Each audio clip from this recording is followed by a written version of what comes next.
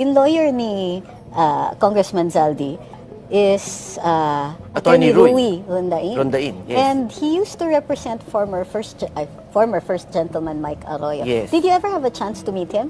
Yes, in fact, naging abogado rin yan ni Congressman Mikey Arroyo. And I was listening to his press con. Actually, kinakabahan nga ako eh. Dahil, I mean, to be honest, si Attorney Rondain is a good lawyer. At kung legal lang pag-usapan, magaling to. Kasi ang sinasabi niya, yes. as of now, wala kami nakikitang kaso against Congressman Saldico. No, sabi niya, and we're willing to face that. Kaya nga, importante yung galaw ng gobyerno.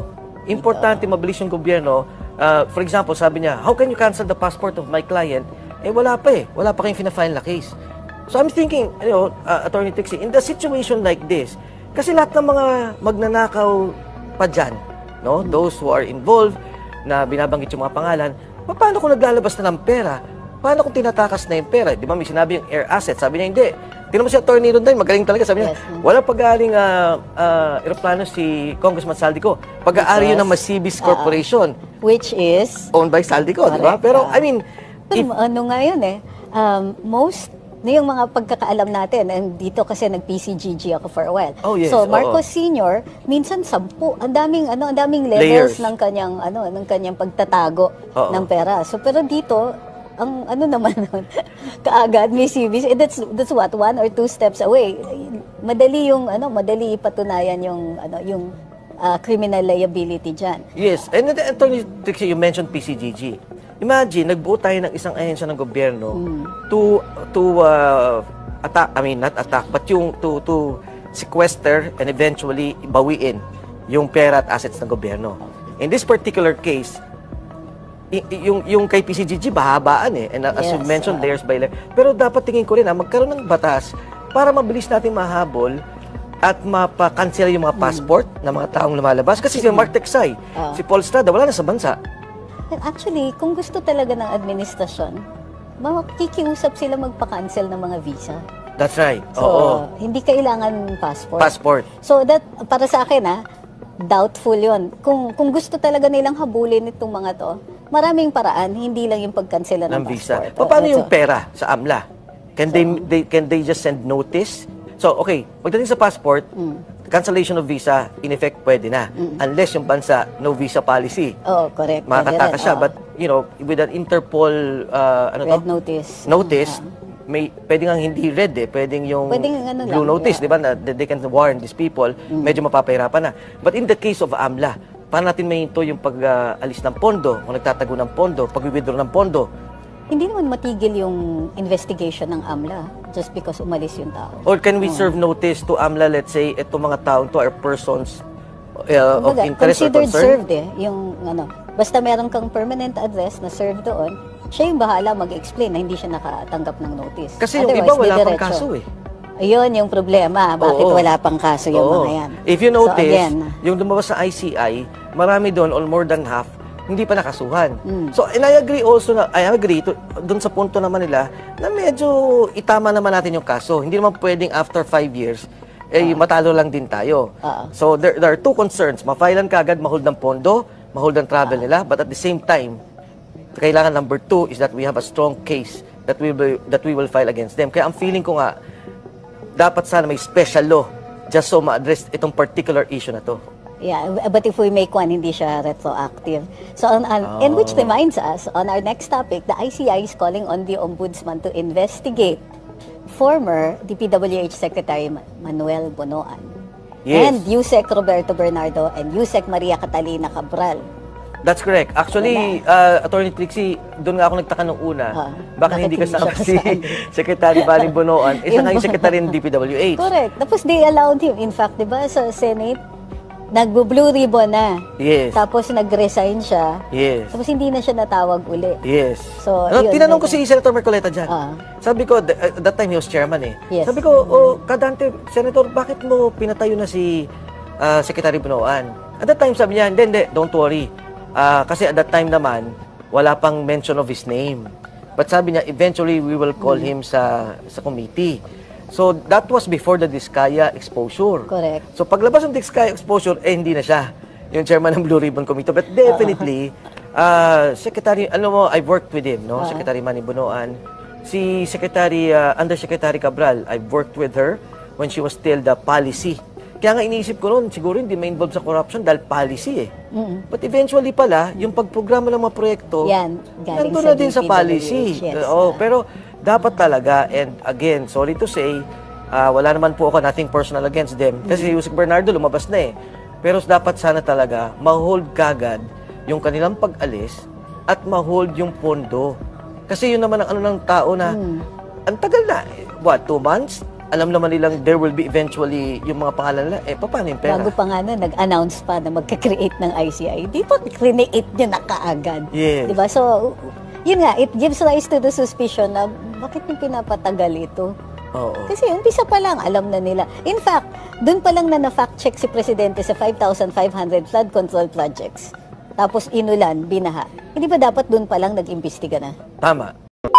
So yun nga po mga kababayan, no, nakakapagtaka talaga itong gobyerno natin ngayon na ilang buwan na po yung nakalipas, no, simula nang pinalabas ito ni Presidente Marcos yung issue ng flood control corruption doon sa kanyang zona.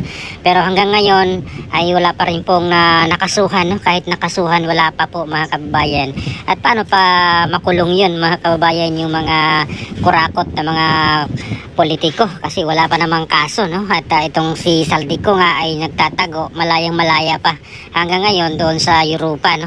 Palipat-lipat siguro siya ng lugar mga kababayan kasi marami pong mga Pilipino rin doon na syempre maraming Pinoy doon at nakakilala sa kanya at pinupuntahan siya or kaya baka tuligsain siya kaya palipat-lipat po itong si Saldico mga kababayan.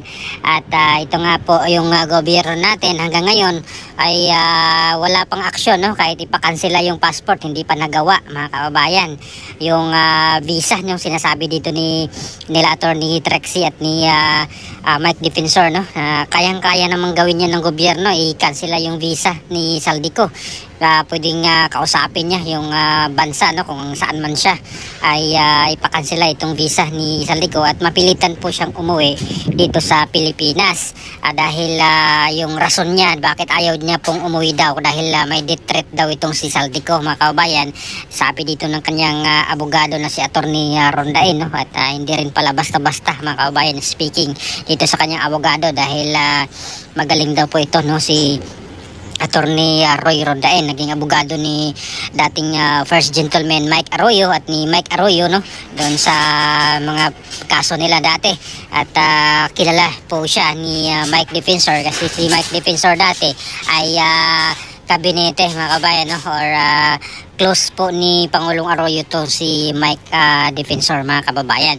At balik tayo dito sa corruption. Hanggang ngayon wala pong mapanagot, wala pong ano mga kababayan, no, yung gobyerno hindi natin makikita, para sa aking opinion hindi natin or hindi ko makikita yung or hindi ko nakikita yung talagang seryoso itong gobyerno na panagutin itong mga magnanakaw, mga kurakot mga kababayan. Dito pa lang po ito sa flood control sa DPWH. Hindi pa po kasama dyan, hindi pa po masyadong napag-usapan at nabulgar itong patungkol sa ibang mga departamento like DOH, sa DepEd, meron daw pong mga corruption din doon, no? At sa iba pang mga ahensya mga kababayan ng gobyerno. Dito pa lang po ito naka-focus ngayon sa DPWH na kung saan yung flood control nga na 1 billion a day mga kababayan. Kaya grabe, no, at yung budget insertion pa noong 2025 hindi pa po yan natalakay talaga, hindi pa po nasagot hanggang ngayon dahil si Saldico nga po ay nagtatago at hindi nga po pinipilit ng gobyerno na pabalikin siya. Hindi po siya talagang sabihin nating trinabaho ng gobyerno, no, unlike nung nangyari kay Tives doon sa Timor-Leste na talagang effort yung gobyerno natin na yung DOJ, yung immigration, ayan, trinabaho talaga nila si Tives, no, si Arnie Tives na pauwiin dito sa Pilipinas. Samantalang dito kay Saldico mga kababayan na wala pang aksyon, no, yung gobyerno hanggang ano lang po sila mga kababayan, hanggang daldal lang itong ICI, yung ginagawa ng ICI ngayon na puro ano lang sila, photo ops lang mga kababayan, kumbaga, no, hanggang camera, hanggang picture lang sila mga kababayan. Hanggang ngayon wala pa po silang ginagawa talaga na pauwiin itong si Saldico at para mapilitan itong kumanta, mga kababayan, dito sa mga corruption dito sa flood control, no? At naniwala po ako, mga kababayan, na kapag nagipit itong si Saldico, magsasalita po ito kung sino-sino pa itong mga kasabwat dito, mga kababayan, sa talamak na corruption dito sa mga flood control project na ito at doon sa mga budget insertion, mga kababayan, nung nakaraang budget ng 2025.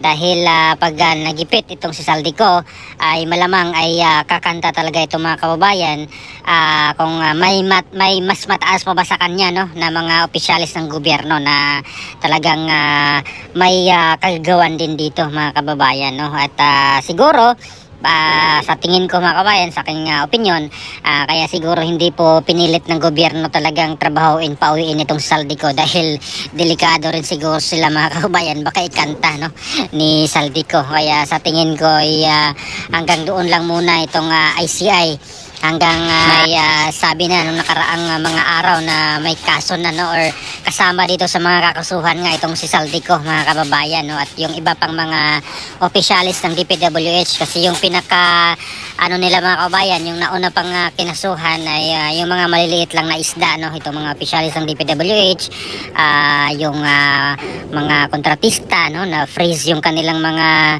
assets, pero yung mga politiko, mga kababayan, mga kongresista, no, na mga may proponent dito ay hindi pa, no, yung mga congressman na pinangalanan ng mag-asawang Diskaya na tumatanggap ng kickback ay hindi pa po finish, no, yung mga ari-arian, mga kababayan nila. Hanggang ngayon malaya pa rin sila. Kaya makikita natin na mayroon talaga ditong conspiracy, mga kababayan. May mga pinagtatakpan, no, or may pagtatakip na nangyayari at hindi lang po alam yan ng mga ordinaryong Pilipino, mga kababayan, no. Isipin mo yung mga assets nila, yung mga air assets, no, tinanggi na. Binalita na po yan nung nakaraan na may mga assets, no, air assets na bilyon-bilyon yung halaga. Tapos ngayon yung abogado ni Saldico ay itinanggi na hindi daw pagmamayari ni Saldico yun, bagkos doon sa kanyang company ay naglulukuhan na tayo, mga kababayan, no? At dito naman kay Martin Romualdez, yung mga chopper niya, yung helicopter niya, yung private jet niya ay itinanggi na wala daw nakapangalan sa kanya, mga kababayan. So tingnan natin itong mga ganitong estilo, mga kababayan, no, na alam naman natin na pinagluluko na lang tayo dito, mga kababayan, dito sa mga ginagawa ng mga politiko, no. Ginagawa nila yung lahat, no, para maka-escape sila dito sa mga corruption na ito, mga kababayan. Pero yun nga, sa tingin ko dito, kung hanggat si President Marcos pa nga yung presidente or yung nandyan sa Malacanang ay malabo sa sabaw ng adobong pusit, mga kababayan, na makasuhan itong mga taong itong si Saldico, sila Martin Romualdez, malabo po na makasuhan sila, mga kababayan, at malabo na makulong sila kung si Presidente Marcos pa po yung presidente, no. Mangyayari lang yan kapag mawala na po sila dyan sa Malacanang at iba na po yung presidente dyan sa Malacanang, mga kababayan, no. Kung halimbawa si VP Sara yung magiging presidente ay sure na sure yan, mga kababayan, makukulong yan sila Saldico at si Martin Romualdez at doon pa sa mga kasabwat nilang mga politiko na may pakana dito, no, sa budget insertion at dito sa talamak na corruption ng flood control, mga kababayan. So ano pong masasabi nyo dito sa diskusyon nila Atty. Trixie Angeles at ni Mike Defensor patungkol dito sa aksyon ng gobyerno, mga kababayan, na makikita natin na walang effort ngayon yung gobyerno talaga, no, na pauwiin si Saldico at eventually panagutin, no, dito sa kanyang mga ginagawa or sa kanilang ginagawang pag-budget insertion at dito sa corruption sa flood control, mga kababayan. So please comment down below. Maraming salamat. God bless po sa ating lahat.